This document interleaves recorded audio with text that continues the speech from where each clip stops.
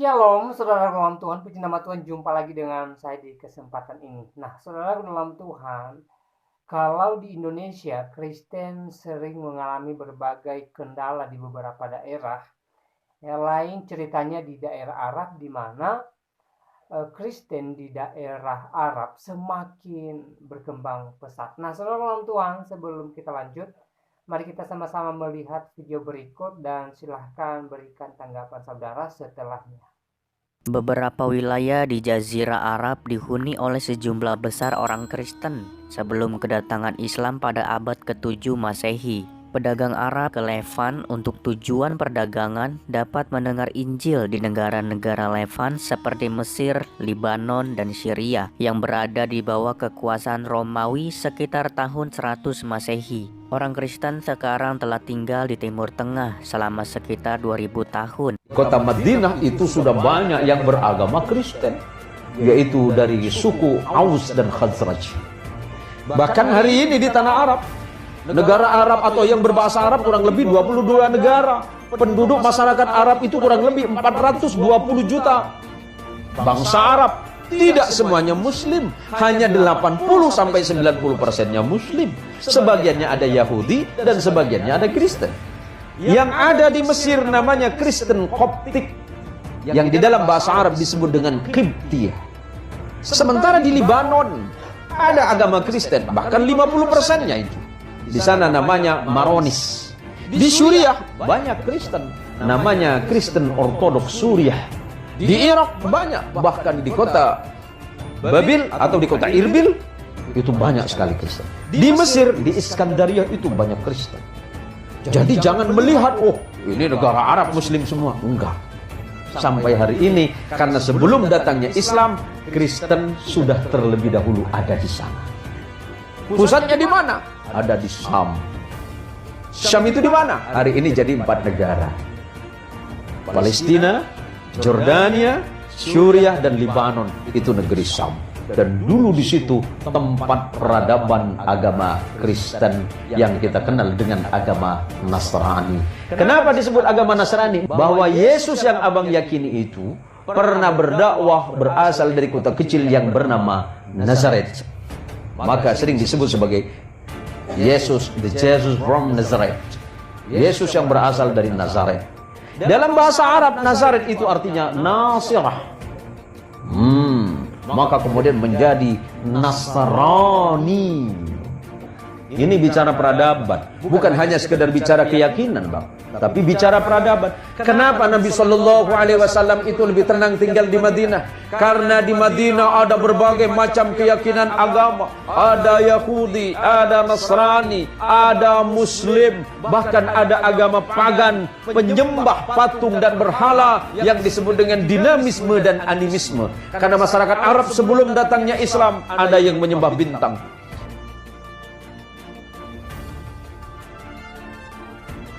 Saya mengatakan gubah itu tidak berasal dari Islam. Coba sebutkan dari mana dalil bahwa Islam itu harus membentuk gubah seperti yang dalam bayang-bayang itu Islamic Center ya? Ya itu seperti itu. Saya sekarang mengatakan yang namanya gubah itu berasal dari gereja. Ketika Islam masuk ke Konstantinopel pada abad ke-9 kalau tidak salah itu ya. Itu yang membawa ke sana adalah Sultan Muhammad Al-Fatih Ats-Tsani dari dinasti Utsmaniyah. Nah, di Konstantinopel yang kemudian diubah namanya menjadi Istanbul terhadap ada gereja yang sangat besar, yaitu gereja Hagia Sophia. Gereja Hagia Sophia kemudian diubah fungsinya menjadi masjid. Sekarang udah jadi museum ya. Nah kemudian Sultan Ahmad dari Khilafah Utsmaniyah itu ingin membuat masjid yang megahnya seperti gereja Hagia Sophia. Dibangunlah Masjid Sultan Ahmad yang kemudian kondang dengan sebutan Masjid Biru, ya, karena pas baliknya ada laut yang airnya warna biru.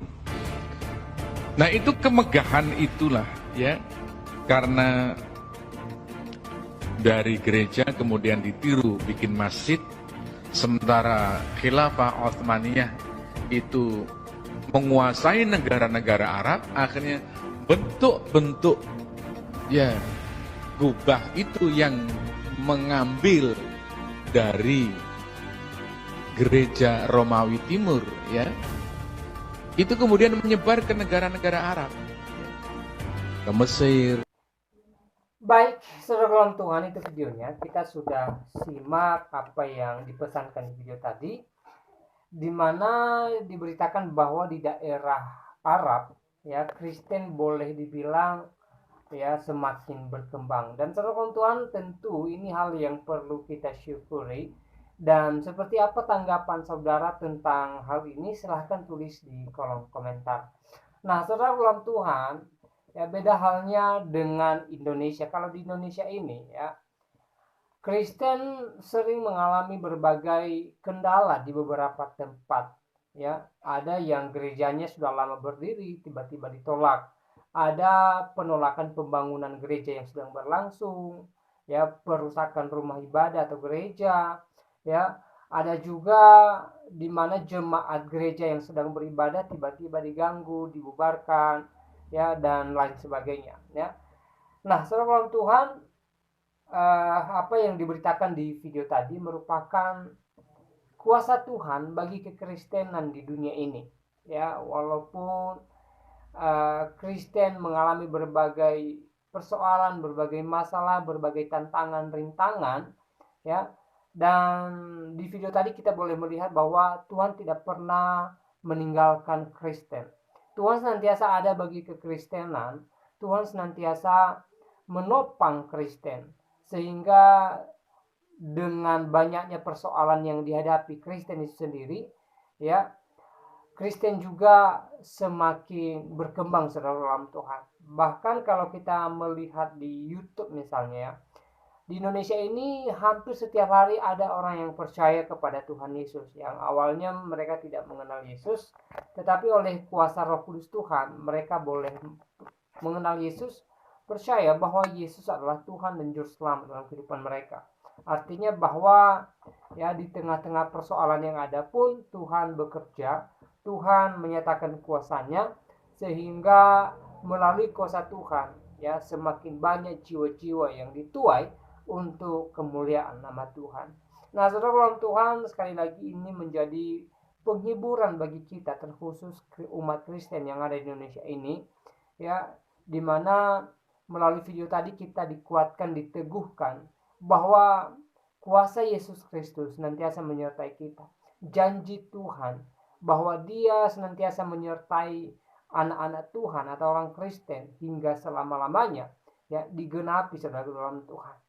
Ya, dan hal yang perlu kita lakukan juga sebagai anak-anak Tuhan, ya mendoakan para pelayan Tuhan, para pendeta, para penginjil, bahkan pelayan-pelayan gereja yang menyampaikan kabar keselamatan melalui firman Tuhan, supaya pemberitaan mereka dikuatkan oleh Tuhan, diteguhkan Tuhan, dan melalui pemberitaan mereka banyak jiwa-jiwa yang dituai untuk kemuliaan nama Tuhan. Ya, kita doakan juga buat gereja-gereja Tuhan supaya Tuhan bercampur tangan. Ya, jikalau saat ini ada gereja yang mungkin mengalami kendala, mengalami masalah, mengalami penolakan, ya kita doakan supaya Tuhan bercampur tangan, menolong dan memberikan jalan keluar bagi mereka, sehingga persoalan gereja yang ada boleh selesai dan gereja semakin mengalami lawatan daripada Tuhan. Ya, saudara dalam Tuhan, saya percaya bahwa lewat doa-doa kita, ya gereja Tuhan semakin mengalami mujizat pertolongan Tuhan. Ya, karena doa orang percaya, jikalau didoakan maka besar kuasanya. Itu kata firman Tuhan. Dan saudara dalam Tuhan, ya sekali lagi mari kita bergandengan tangan untuk terus mendoakan gereja Tuhan, pelayan Tuhan, hamba Tuhan, supaya dipakai Tuhan untuk kemuliaan nama Tuhan. Dan saya tidak terlalu panjang lebar menyampaikan pesan melalui video ini. Kiranya video singkat ini memberkati kita dan Tuhan Yesus memberkati kita semua. Shalom.